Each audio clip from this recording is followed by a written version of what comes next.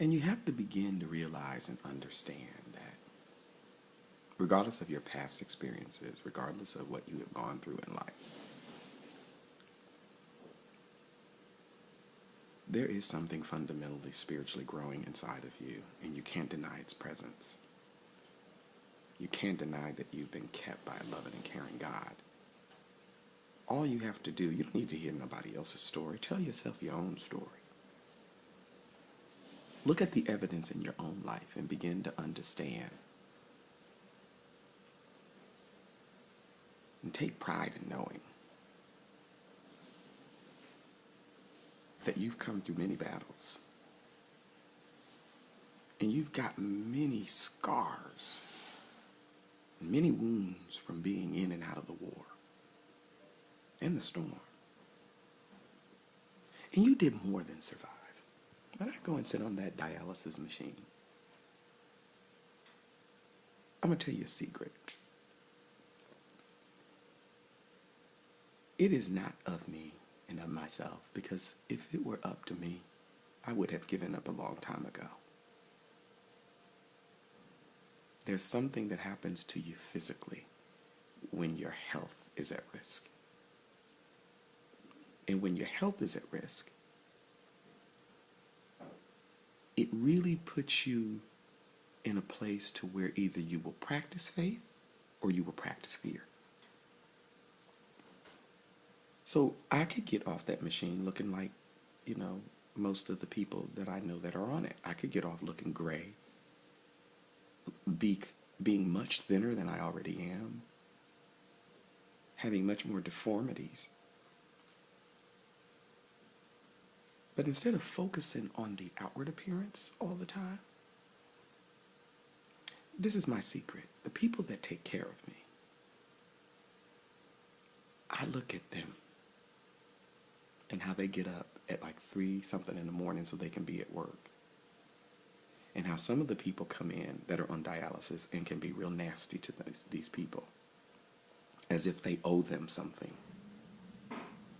And I'm very careful how I speak to them, because, you know that old remedy, like if you go into like a McDonald's and you're nasty to someone, they can spit on your burger and give it to you. Well, these people are sticking like needles that are huge in my arm, and I don't want to piss them off. So at the end of each session, this is my secret. I say to them, thank you for taking good care of me. In essence, what I'm saying is the God in me recognizes the God in them. And you should see the smile on their face. Like thank you. And I don't do that so that I can receive something from them. I do that because I believe it is a universal spiritual principle for me to give from that place where I am most vulnerable and most weak. And in my giving, I receive the strength that I need to get up and go and fight that day's battle. A lot of times we want to avoid the dark side of our lives. But if you have been living dirty, secret, nasty lives, instead of judging yourself, what I've come to recognize is it's best to go on and claim that thing and live on through it. Because even that needs to be acknowledged. And until you can really understand what taught you how to live in the dirty, nasty, secret, dark spots, until you really get to that place. And none of that is done without taking a moment to retreat. Because we get so caught up in the hustle and the bustle and that I got to go here, I got to go there, I got to buy this outfit, I got to have this much money in the bank, I got to do this, I got to do that, I got to please this person, I got to please that person. We get so caught up in that to where we forget to take precious time for our precious selves to nurture our own spirits.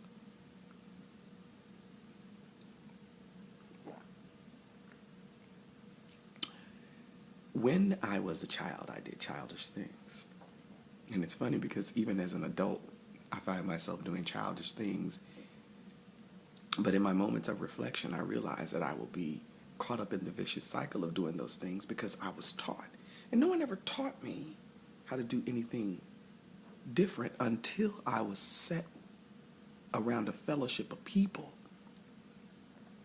that instilled principles in me. So I am one of the fortunate ones. You know, the whine and sing a song, millions didn't make it. I'm one of the ones who did. And I used to think, I don't know if it's such a great thing that I was one of the ones who did.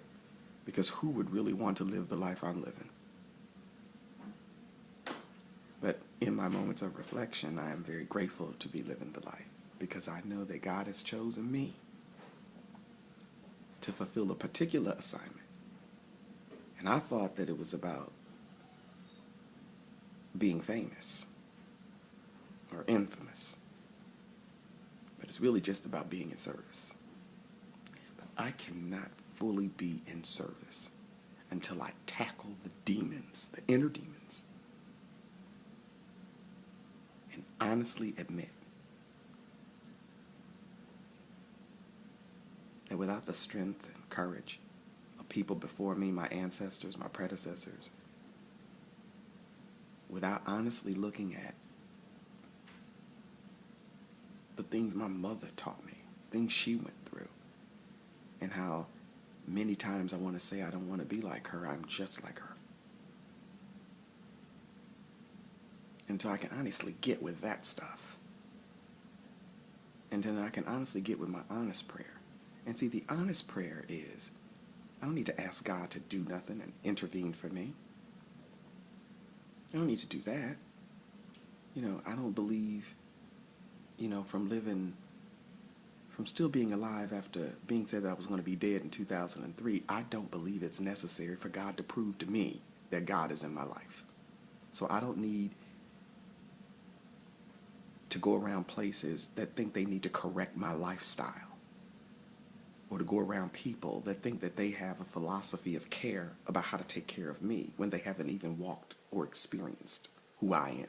You have to get to that. You have to get to the root of all that so that you can go back and look it in the face and say, look, I've been sent here to do something. And whether it's great, whether it's minimal, whatever it is that I've been sent here to do, it is connected to a higher calling and a higher spirit. And until that job is done, you got to start believing this. Until that job is done, I'm going to continue to go to this dialysis treatment because I have not chosen, it has not been reckoned in my spirit that I want a kidney transplant. Or I'm going to continue to go to that job because as much as you think that people have the power to fire you and hire you, you have to remember, just think really. If God is truly the Alpha and the Omega in your life, those people, they don't have the power to be the beginning and the end. They're just there and they're teachers. So you have to learn what it is that they're teaching you and what it is that you're teaching them. And if it's going to be of any value. And if it's not, it can be discarded. And if it is, it can encourage you to continue on your road. And even in romantic relationships, which I think for me, it's the most touchiest part in my life for me. It's the place where I'm really learning lessons about me that either I don't like, some I want to destroy, and then some that are rising to the surface because it's teaching me that it's okay for me to stand up and be me, and for me to not discount being loved. Because sometimes you're involved with people that can only love you the way that they have been taught to love you. They can't love you the way that you want them to love you or need them to love you because it's not in them, and vice versa. You can't give them whatever they need because it's not in you. And once you begin to do some serious reflection, which is why I'm retreating, the work really begins. And you really take an honest account and you say, it is time for me to grow up or die. And my life has to mean something. This is Morning Coffee. Have a great day.